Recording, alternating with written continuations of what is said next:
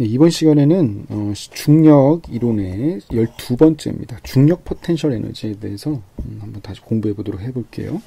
첫 번째 중력 포텐셜 에너지를 볼게요. 그러니까 어떤 경우냐면 만약에 M이 충분하게 소문자 M보다 질량이 큰 경우, 대표적인 게 대문자 M을 지구라고 보고요. 소문자 M을 야구공, 질량을 볼게요. 그렇다면 우리가 알겠지만 지구하고 야구공은 하나의 시스템으로 봤을 때 이 중력 포텐셜 에너지는 어떻게 돼? 대부분 야구공의 운동 에너지로 전환이 되잖아요. 왜냐하면 이 M은 거의 그 중력 포텐셜 에너지에서 변함이 없기 때문에 이 시스템 안에서의 포텐셜 에너지는 야구공의 운동 에너지로 전환되겠다는 거예요. 단 여기서 하나의 조건을 두자고 마찰에 의한 열 에너지는 무시하자는 거예요. 그죠? 그렇다면 야구공의 중력 포텐셜 에너지라고도 무관하겠죠. 왜냐면 지구의 운동 에너지는 거의 변함이 없을 거니까. 그래서 우리는 야구공의 중력 포텐셜 에너지는 UR이라고 놓는다면 어떻게 됩니까? 그죠? 그 에너지장이죠. 그러니까 중력장이 한 1에 마이너스를 붙여주면 되죠. 그리고 오늘 기준 위치를 무한대라고 놓죠. 그죠? 무한대라고 놓으면은 얘가 마이너스 R분의 K 이렇게 될 거고, 요때의 K는 뭐냐면은 그 상수값이 됩니다. 굳이 쓰면은 뭐가 돼요? 색깔은 얘는 뭐가 됩니까? 그죠? 만류인력상수의 m 이렇게 되겠죠. 그죠? 이렇게 될 거예요. 근데 만약에 이렇게 서로 간에 비슷한 질량인 경우는 어떻게 될까? 그죠? 요 개의 중력 포텐셜 에너지는 각각을 다 해줘야 돼요. 그래서 M1, M2 사이의 포텐셜, M1, M3, M2, M3에 대한 다 중력 포텐셜 에너지의 합이 된다는 거죠. 그죠? 이렇게 구할 수밖에 없다는 거고, 그렇다면 우리가 포텐셜 에너지라는 거 다시 한번 가보면 FR이 보존장이면은 요거는 좀 알아뒀으면 좋겠어요. 어떠한 경로에 대해서도, 어떠한 임의의 폐경로에 대해서도 항상 그 F가 한 1은 0이 될 수밖에 없다라는 거예요. 그럼 얘는 또 다시 말하면 어떠한 경로를 가져와더라도 그것에 대한 선적분값은 같기 때문에 항상 끝점에만 의존한다는 거예요. 시점과 종점에만. 그래서 요거 원래 앞에서도 선생님이 설명을 했지만, 보존장이 되기 위한 필요 충분 조건이 뭐냐면, F에 대한 컬입니다. 그러니까 얘에 대한 회전 벡터라고 하는데, F에 대한 컬이 제로 벡터가 될 경우, 그 F를 보존장이라고 합니다. 그래서 일반적으로 중심력 장이면은 컬 F가 0이 돼요. 근데 중심력 장이 되면 0이 되기 때문에 얘는 보존장이 됩니다. 그죠? 그래서 요 R 위치에서의 우리가 이제 그 중력 포텐셜, 그러니까 포텐셜 에너지, 중력 포텐셜 에너지를 구하는 거는 바로 뭐가 됩니까? 요 dWg, 즉 중력이 한 1의 마이너스예요. 그죠? 그 경로를. 그렇다면 얘를 이렇게 표현할 수가 있고, 얘는 RS에서 R까지가 됩니다. RSR.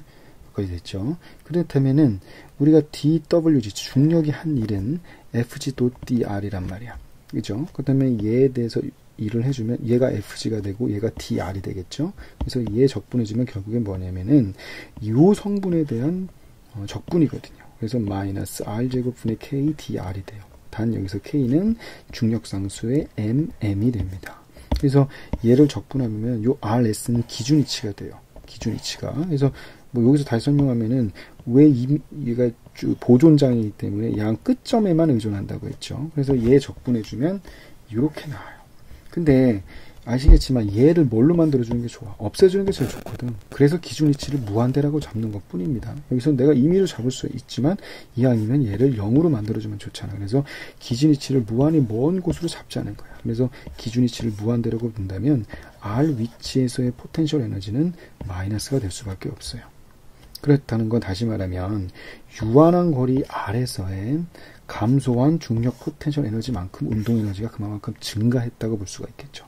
그러니까 무한대 위치에서의 기준보다 0보다 뭐가 된다는 거예요? 유한 위치에 있으면은 그만큼의 중력 포텐셜 에너지가 기준 위치에서보다 작아진다라는 거야. 그러니까 작아진 만큼, 즉 감소한 만큼 어떻게 돼요? 그만큼 운동 에너지가 증가할 수밖에 없다라는 거예요. 이제 그렇다면 우리는 중력 포텐셜 에너지로부터 우리는 힘도 정의할 수가 있거든요. 그래서 얘가 만약에 포텐셜 에너지라고 한다면 이 포텐셜 에너지는 분명히 보존장이 한 1의 음수란 말이야. 그러니까 양변을 뭐 해주면 돼? 미분하면 되겠죠. 그 미분하는 방법이 바로 그레디언트입니다. 그레디언트를 해서 미분하면 되는데, 어차피 여기서 만약에 중력 포텐셜 에너지라는 거는 어차피 뭡니까? R 방향만 살아남기 때문에, 특정 방향 R 방향을 살아남기 때문에 그냥 하나만 미분해주면 돼요. 미분해주면 됩니다. 여기까지 됐죠. 그러면 우리가 이제 탈출 속력을 한번 계산해 볼 건데, 탈출 속력이라는 건 우리 앞에서도 공부했거든요. 결국에 기존의 중력장을 벗어나는 거거든요. 그러니까 중력장을 벗어나는 거예요. 벗어난다. 그러니까 벗어나기 위해서는 어떻게 해야 되냐. m이라는 물체가 있고 m이라는 물체가 있는데, 우리가 r 위치에서 v라는 속도로 어떻게 갔을 경우에 얘가 이제 요 중력장, 요 m이 만들어내는 중력장을 요 m이라는 물체가 벗어날 수 있느냐, 이제 그 문제거든.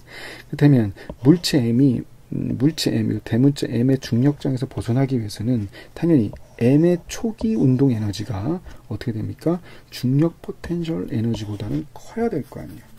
그죠?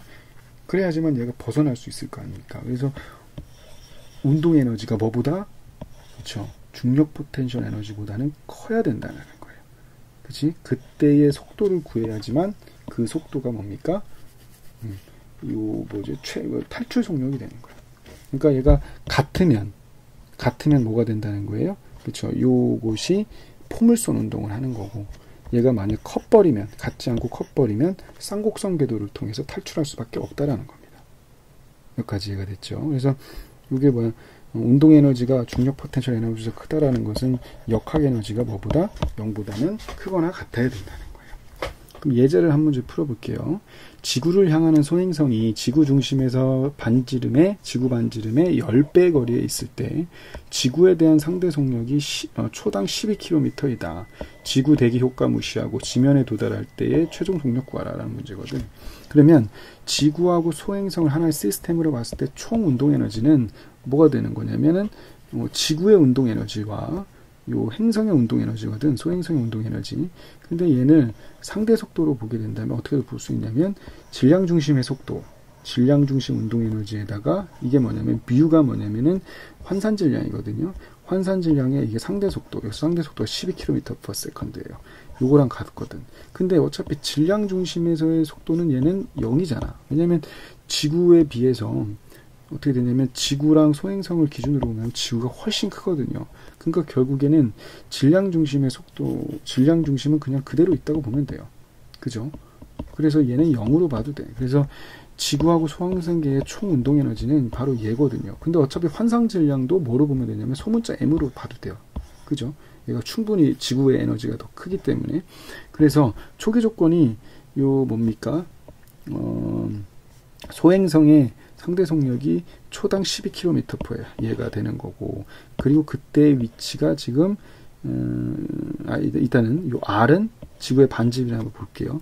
그렇다면은 여기 보면 알겠지만 지구가 소행성보다 충분히 질량이 크다고 했으니까 요 뮤는 m이랑 거의 같을 것이고, 따라서 운동 에너지는 얘는 0이 될 수밖에 없고 2분의 mv의 제곱이 되거든요. 그러면 우리 역학 에너지는 보존이 되잖아요. 왜냐면 다른 거 다 무시하자는 거야. 대기 효과, 뭐 마찰력 다 무시했을 때 얘가 가지고 있는 초기 운동 에너지는 2분의 mv의 제곱이고, 그리고 뭡니까? R 위치에서의 역학 에너지는 이렇게 된단 말이야. 근데 어차피 초기 역학 에너지랑 나중 역학 에너지는 같잖아요. 그죠? 그렇다면 한번 보자고. 이게 초기 역학 에너지야. 초기 역학 에너지는 2분의 m의 vi의 제곱에 10배만큼 떨어져 있을 때 역학 에너지나 나중, 즉 R 위치가 지면에 도달했을 때 역학 에너지는 같잖아. 그때 역학 에너지는 2분의 mvf의 제곱일 것이고, 그때의 포텐셜 에너지는 마이너스 R분의 GMM일 거 아니에요. 그래서 R은 지구 반지름이야. 그래서 얘를 풀어주면 결국에 나중 속도의 제곱은 이렇게 나와요. 그래서 얘를 그대로 대입해주면 돼. 대입해줘서 풀게 되면은 나중 속도, 즉 지면의 소행성이 떨어졌을 때의 속력은 초당 16km/s가 된다는 거예요. 여기까지 이해가 됐나요? 네, 고생했습니다. 이상으로 설명 마칠게요.